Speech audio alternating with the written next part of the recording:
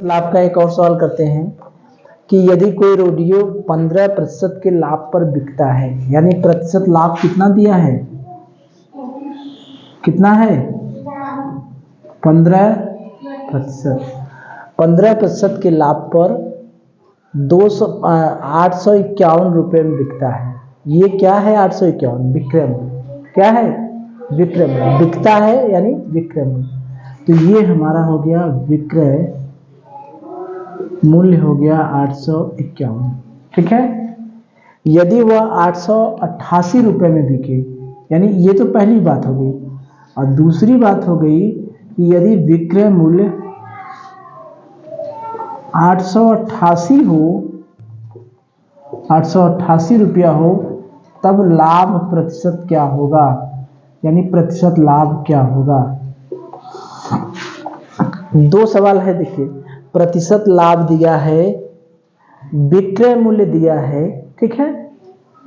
कह रहा है कि 888 रुपये जब विक्रय मूल्य होगा तब प्रतिशत लाभ कितना होगा, ये नहीं कह रहा है भाई। 15% लाभ पर बेच रहा है, यानी वो लाभ कितना कमा रहा है, 15%। कितने में बेच रहा है 851, यानी 851 में जब बेचता है तो 15% उसको क्या होता है, लाभ। तो जब 851 के बजाय अगर 888 रुपया में बेचे तो कितना लाभ होगा। तो प्रतिशत लाभ का सवाल जब भी हम लगाते हैं तो यही सूत्र होगा, हमको लगता है। लिखते लिखते याद भी हो गया, क्या होगा, लाभ बटे क्या होगा, क्रय मूल्य गुणे 100। तो यहाँ पर हमको प्रतिशत लाभ वाले में एक चीज की जरूरत पड़ रही है, किसकी, क्रय मूल्य की। किसकी जरूरत पड़ रही है, क्रय मूल्य। तो क्रय मूल्य नहीं पता है तो क्या मान ले, क्रय मूल्य को क्या मान ले, x मान लिए, मान लिए। अब पहले सूत्र में लगाएं, लाभ कितना है इसमें लगा रहे हैं, इसमें लगा रहे हैं। प्रतिशत लाभ कितना है 15। लाभ कैसे निकलेगा, लाभ निकालने के लिए हमने बताया है क्या करेंगे, विक्रय मूल्य में से क्या घटाएंगे, क्रय मूल्य, है ना। है विक्रय मूल्य कितना है 851 माइनस एक्स, है ना। है पहले अब देखिए 851 माइनस एक्स बटे क्रय मूल्य हमने क्या माना है, एक्स गुणे 100। फिर वही पक्षांतर करना, इधर क्या हो गया 15x, इधर क्या हो गया 851 गुणे 100। इसका गुणा इसमें भी होगा, इसका गुणा इसमें भी होगा, ऋण 100x। 100 को इधर लाए 115x, ऋण होगा 15x धन 100x बराबर 851 पर 2 0, यानी 115x बराबर 851 भाग तो x बराबर 851 पर 2 0 बटे 115। अब कितने से कटे, 3 से कटे, 3 3 के 9, 2 11, 3 से नहीं कटेगा, 5 से कटे तो 5 इकाई 5, 3 बचा, 5 सत्ते 35, 5 दूनी 10, 1720, 5 दूनी 10, 5 दूनी 10, 15, यानी 1720 भागे 23। अब 1720 में 23 का भाग देके देखें कितना आएगा, 3 बचे 2 8 16, 2 सत्ते 14, 3 सत्ते 21 में कुछ गड़बड़ी हो रही है क्या, कुछ गड़बड़ी हो रही है। चलिए देखिए 2 सत्ते 14, 7 त्रिक 21 की 1 और 7 दूनी 14 2 16, यहाँ क्या बचा 1 ना, 0 और यहाँ पर 1,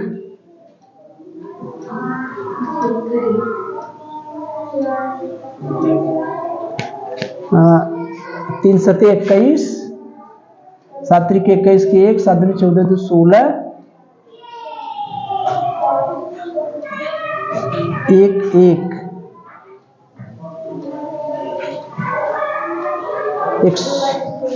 हाँ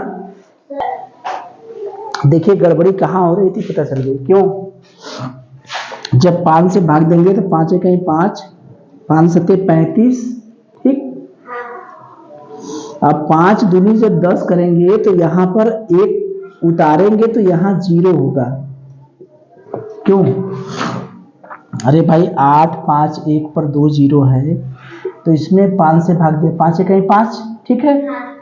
अब 3 5, 5 सत्ते 35, ठीक है।